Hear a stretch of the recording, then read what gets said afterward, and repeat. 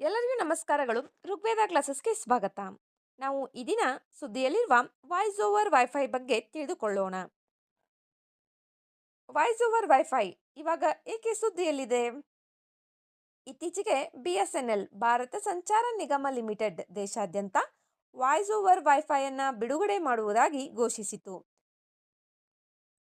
ಆದ್ದರಿಂದ ಇದು ಸುದ್ದಿಯಲ್ಲಿದೆ. Voice over wifi ಏನಿದು?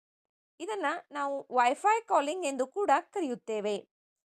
ಇದು ಸಾಂಪ್ರದಾಯಿಕ ಸೆಲ್ಯುಲಾರ್ ನೆಟ್ವರ್ಕ್ಗಳನ್ನು ಬೈಪಾಸ್ ಮಾಡಿ ವೈಫೈ ನೆಟ್ವರ್ಕ್ಗಳ ಮೂಲಕ ಧ್ವನಿ ಕರೆಗಳನ್ನು ಅನುಮತಿಸುವ ತಂತ್ರಜ್ಞಾನವಾಗಿದೆ.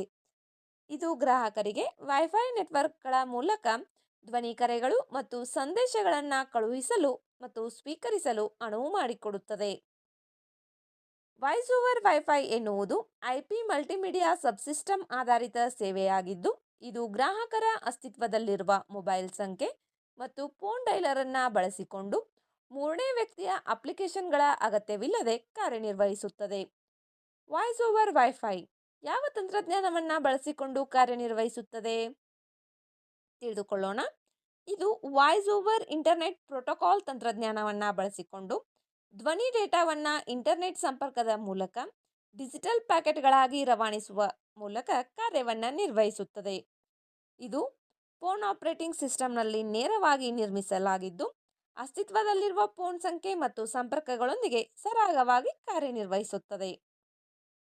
ವಾಯ್ಸ್ ಓವರ್ ವೈಫೈನ ಪ್ರಯೋಜನಗಳು ಏನು?